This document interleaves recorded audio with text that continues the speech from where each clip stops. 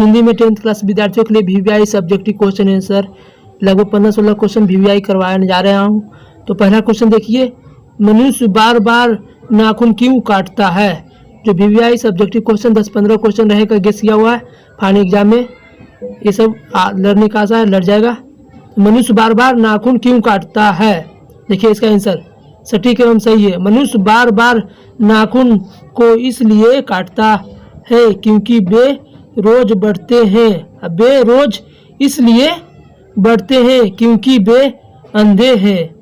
वह नहीं जानता है कि मनुष्य को इससे भी बड़ा गुना शक्तिशाली अस्त्र शस्त्र मतलब हथियार मिल चुका है।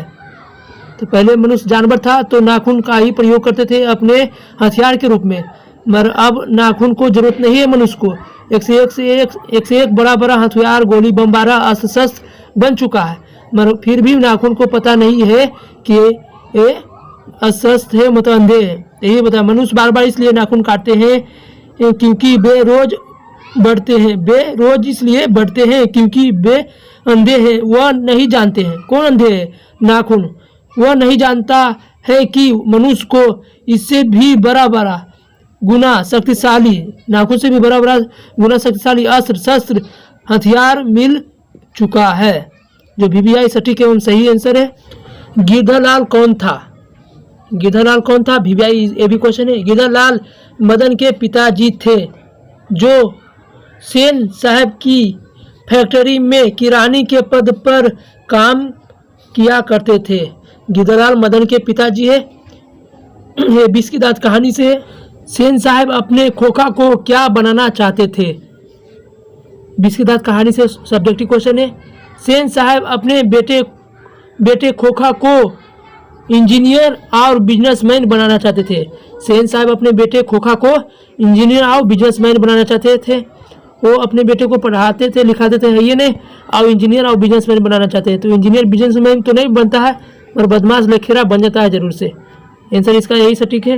देखिए बहादुर कहानी से, बहादुर अपने घर से क्यों भाग जाता है? ये भी क्वेश्चन वीवीआई सब्जेक्टिव में है हिंदी के लिए। बहादुर अपने घर से क्यों भाग जाता है? बहादुर अपने घर से इसलिए भाग जाता है क्योंकि बहादुर को उसकी माँ खूब पीटती है। किसी गलती की वजह से बहादुर की माँ उसे खूब पीटती है। इस पिटाई की वजह से बहादुर अपने घर से भाग गया। बहादुर की माँ बहादुर को भैंस चराने के लिए बोलती है, भैंस चराने जाता है, तो इस वजह से बहादुर को खूब पिटाई लगता है। तो यही बताया गया है। बहादुर अपने घर से इसलिए भाग जाता है क्योंकि बहादुर को उसकी माँ खूब पीटती है, मतलब किसी गलती की वजह से उसकी माँ खूब पीटती है। इस पिटाई की वजह से बहादुर अपने घर से भाग जाता है। वो अपने घर से भाग जाता है।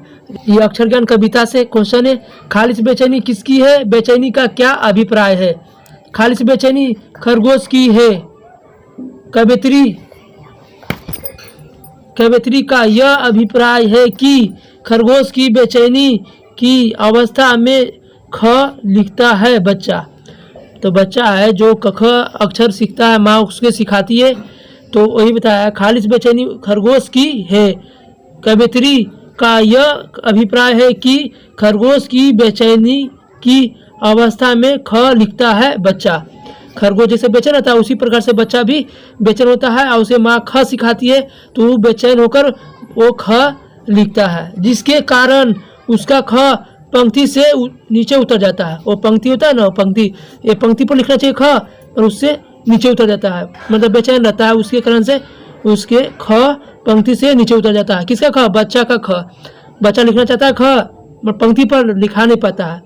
बेचैनी का मतलब व्याकुल होता है। बेचैनी का अर्थ होता है, मतलब होता है व्याकुल। सब्जेक्टिव में सब वीवीआई क्वेश्चन बताने जा रहे हैं। एक वृक्ष की हत्या कविता से है। घर, शहर और देश के बाद कभी किन किन चीजों को बचाने की बात करते हैं और क्यों? तो आंसर इसका देखिए, घर, शहर और देश के बाद कभी नदियों, हवा, भोजन, जंगल और मनुष्य को बचाने की बात करते हैं, क्योंकि कवि को लगता है कि अब ये सब भी सुरक्षित नहीं है, इसलिए कभी इन सभी को बचाने की बात करते हैं। एकदम वीवीआई है क्वेश्चन भी और आंसर भी सटीक एकदम सही है, इसमें थोड़ा सा भी मिस्टेक आंसर में नहीं है, सटीक आंसर इसका है।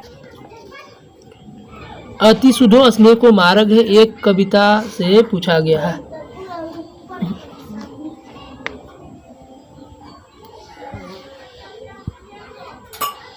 कभी कहाँ अपने आंसुओं को पहुंचाना चाहता है और क्यों?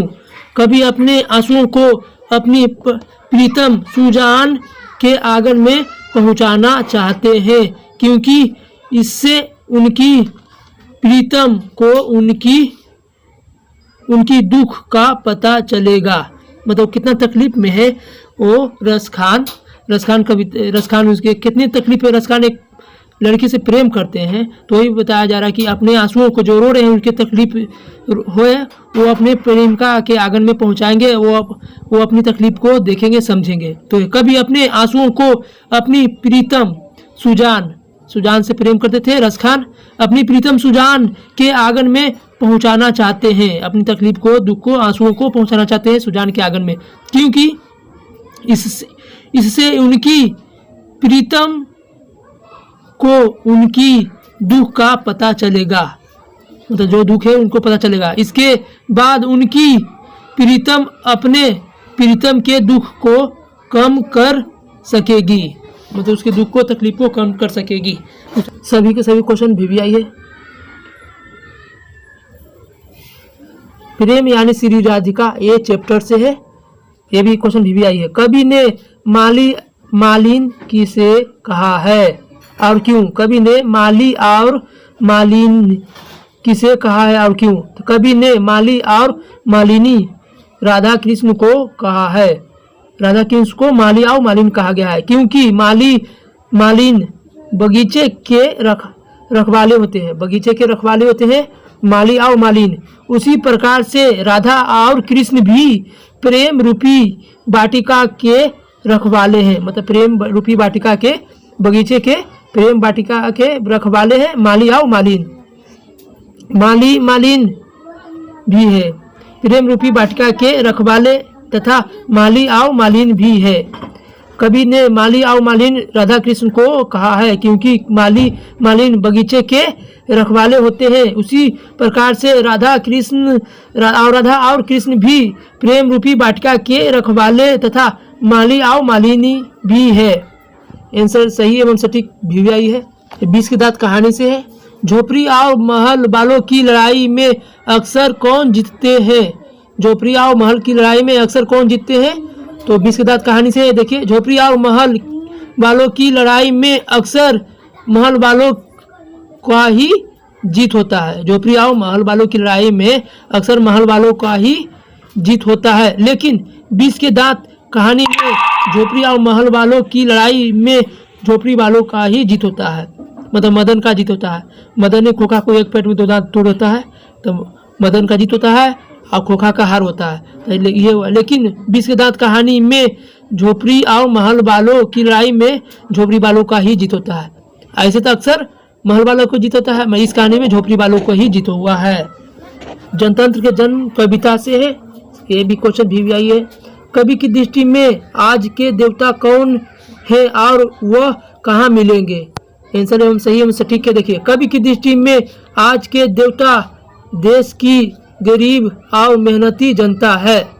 कवि की दृष्टि में आज के देवता देश की गरीब और मेहनती जनता है। वे देवता किन्हीं सड़कों पर गिट्टी तोड़ते हुए एवं खेत खलिहानों में काम करते हुए मिलेंगे।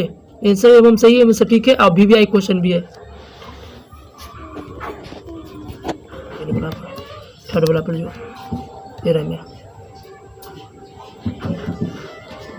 कविता में कवि भारतवासियों का कैसा चित्र प्रस्तुत करता है? इसका आंसर देखिए, भारत माता कविता में कवि दुखी, मतलब भारतवासियों का कैसा चित्र प्रस्तुत करता है? तो दुखी, मैले कुचैले वस्त्र पहने, आंखों में आंसू भरे, नंगे, शोषित, भूखे, निहत्थे, डरे हुए, कुंठित मन, कांपते होठे, वाले और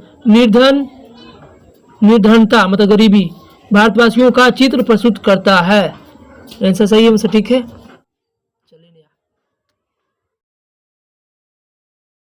धरती कब तक घूमेगी? सीता अपने ही घर में क्यों घुटन महसूस करती है? तो आंसर देखिए, सीता अपने ही घर में इसलिए घुटन महसूस करती है क्योंकि उसके घर में उससे पराये जैसा व्यवहार किया जाता था। मतलब सीता के साथ पराये की तरह व्यवहार किया जाता था।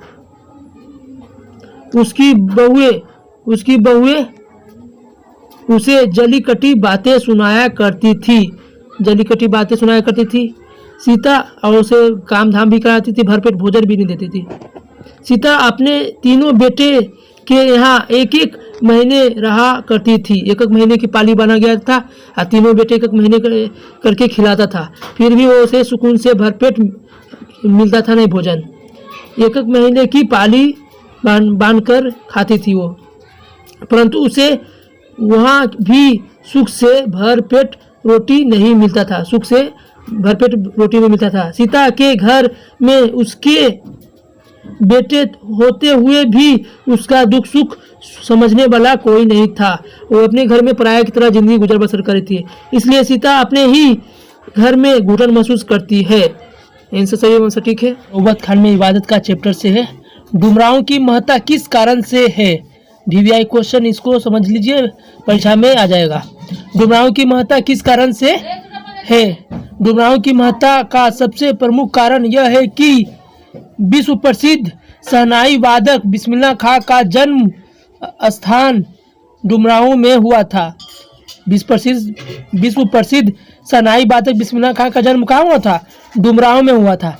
जैसे जैसे बिस्मिल्लाह खां की महत्व बढ़ता गया, मतलब जैसे जैसे बिस्मिल्लाह खान प्रसिद्ध होते गए, वैसे वैसे डुमरांव की महत्व भी बढ़ता चला गया। नाखून क्यों बढ़ते हैं? यह प्रश्न लेखक के सामने कैसे उपस्थित हुआ? 20 की दांत कहानी चैप्टर से है। नाखून क्यों बढ़ते हैं? तो इसका आंसर देखिए, नाखून क्यों बढ़ते हैं यह प्रश्न लेखक के आगे या सामने तब उपस्थित हुआ जब उनकी छोटी पुत्री ने उनसे यह प्रश्न किया कि नाखून क्यों बढ़ते हैं, जिसका उत्तर देने के लिए लेखक ने एक ललित निबंध ही लिख दिए। शिक्षा और संस्कृति से सब्जेक्टिव क्वेश्चन है। देखिए, गांधी जी बढ़िया शिक्षा किसे कहते हैं? VVI से भी मान लीजिए, गांधी जी बढ़िया शिक्षा अहिंसा प्रतिरोध को कहते हैं। गांधी जी बढ़िया शिक्षा अहिंसा प्रतिरोध को कहते हैं। यह शिक्षा का ज्ञान बच्चों को अक्षर ज्ञान से पहले सीखनी चाहिए या मिलनी चाहिए। तो गांधी जी बढ़िया शिक्षा अहिंसा प्रतिरोध, अहिंसा मतलब मारपीट दंगा फसाद ये सब नहीं, मतलब भाईचारे की तरह मिलजुल कर रहिए, लड़ाई झगड़ा नहीं कर दीजिए।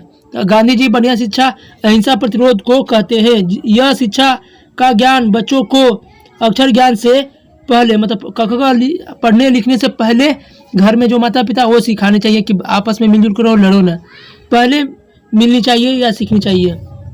अगला क्वेश्चन देखिए, भारत माता कविता से है। भारत माता कहाँ निवास करती है? VVI क्वेश्चन, भारत माता कहाँ निवास करती है? तो आंसर देखिए, भारत माता गांव में निवास करती है। ऑब्जेक्टिव भी पूछता है भारत माता कहाँ निवास करती है, तो गांव में, मतलब ग्राम में निवास करती है। भारत माता गांव में निवास करती है क्योंकि आज भी यह मतलब क्या, भारत की संस्कृति बरकरार है। आज भी भारत की संस्कृति बरकरार है। सभी लोग आपस में मिलजुल कर रहते हैं। सभी लोग आपस में क्या, मिलजुल कर रहते हैं और एक दूसरे के दुख सुख में साथ देते हैं। और यहाँ गांव की वातावरण शुद्ध एवं स्वच्छ है। भारत माता कहाँ निवास करती है? गांव में। सब्जेक्टिव VVI है ये भी क्वेश्चन। जिजित में निरखतून चैप्टर से बिरजू महाराज कौन कौन से वाद्य यंत्र बजाते थे? VVI इसे मान लीजिए, परीक्षा में एकदम पूछ देगा। बिरजू महाराज, सभी सब्जेक्ट में क्वेश्चन, संस्कृत हो या हिंदी हो या सोशल साइंस या साइंस में, जितने भी VVI होते हैं, 2 नंबरी बा 5 नंबरी बा, सब के सब क्वेश्चन अपलोड कर दिए जाएंगे। आओ इसे पढ़ लीजिए, आसानी से आपको परीक्षा में एग्जाम में एक भी क्वेश्चन नहीं छूटेगा। बिरजू महाराज कौन कौन से वाद्य यंत्र बजाते थे? बिरजू महाराज नृत्य करते करते थक जाते थे। नाचते नाचते थक जाते थे, तब वह रिलैक्स के लिए मतलब आराम के लिए तब वह रिलैक्स के लिए सितार, गिटार, हारमोनिया, बांसुरी और तबला इत्यादि वाद्य यंत्र बजाते थे। बिरजू महाराज नृत्य करते करते थक जाते थे, तब वह रिलैक्स के लिए सितार, गिटार, हारमोनिया, बांसुरी और तबला इत्यादि वाद्य यंत्र बजाते थे।